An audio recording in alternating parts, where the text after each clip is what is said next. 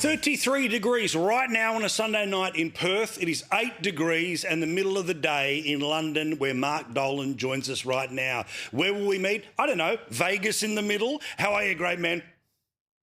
Listen, it's brilliant to see you. Happy New Year, Paul, belatedly. Great to have you back and great to be back. And it's ironic, isn't it? Because we've got political chaos in the UK at the moment. We've got a tanking economy, eye-watering inflation, massive debt, crime on the streets.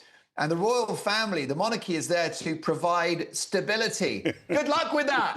And even when they boot him out, even when they get rid of him, even when they get rid of the house, even, I don't know where he's sleeping right now. He's sort of under a bridge somewhere. But the former Prince Andrew, now, Man Vincent, Wizen, whatever he is now, Batten and Windsor, whatever. Back in it with the Epstein files, another multiple million pages have come out, supposedly the end of it. But surprise, surprise, more emails and all of it not good. That's right. Just when you thought things couldn't get worse for Andrew. What is his surname? Especially Mountbatten Windsor. Just a Royal Plonker, I think is a better double-barreled surname. Ex-Prince Plonker. Andrew Royal, and he's not going to sue us because he's got enough legal problems already. And listen, we thought, Paul, that, things couldn't get worse, and they have. And I think the reason why, obviously, you've got the email exchange between him and Jeffrey Epstein, a disgraced financier whose crimes are too egregious to discuss on a family show, a rotten, disgusting man. And Andrew's chosen to be friends with him.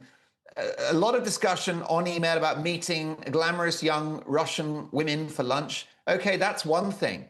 But this new photo is extraordinarily damaging to the royal family. And it means that Andrew's brand, if it wasn't already damaged, it's over now. And the reason why is because, Paul, it's such a sinister photograph. Even if a crime hasn't been committed, it's a shocking look for the brother of the King of the United Kingdom. It's creepy. It's certainly raises more questions than it answers.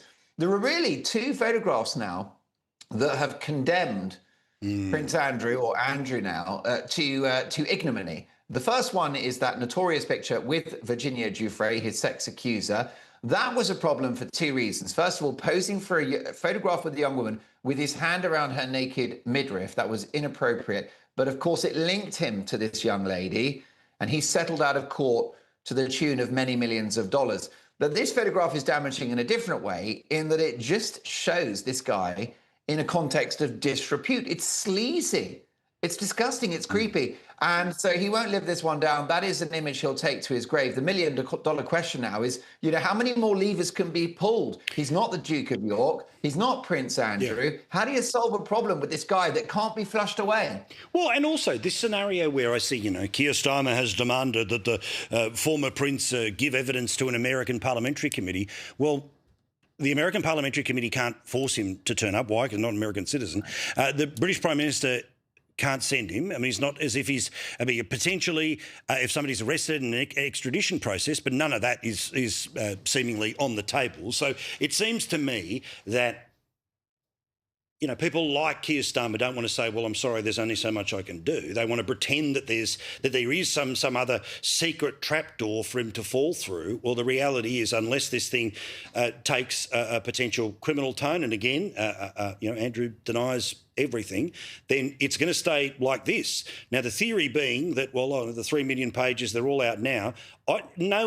No one has been through the 3 million pages that exist right now, even in the quick searching. So there might be something a little further around the corner. But there's a lot of distance between now and when we never have to talk about this bloke again. But the reality is he's just going to float in the ether, doesn't he? Well, that's exactly right, because he's not a prince anymore. He's not the Duke of York, but he will always be the brother of the King of the United Kingdom. He'll always have his photograph taken. And those two particular images, him and Giuffre, and now him hunched on all fours over an unnamed woman, will definitely haunt him for the rest of his days.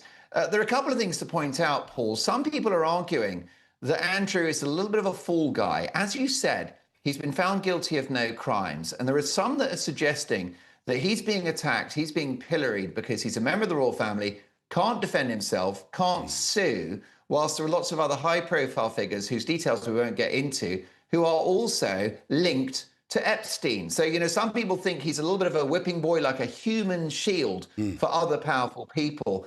I'm going to say, look, I've got no sympathy for the guy. I think he's a victim of his own 100%. downfall. And I might have a bit of an exclusive for you, Paul, which is I've just spoken on my TalkTV show to Andrew Lowney. Now, this is the guy that wrote the book entitled, which was the beginning of the end for Andrew. It was published last year. And Andrew told me a couple of interesting things. He told me that he thinks that King Charles will not provide accommodation for Andrew, that the former Duke of York is going to have to go to the Middle East and have a rich sheikh look after him, because there was this agreement that Andrew would go to Sandringham, which is a royal estate in Norfolk, and he'd live there rent-free for the rest of his life. Well, Andrew said it ain't going to happen. Charles will not do that. So this is a major move.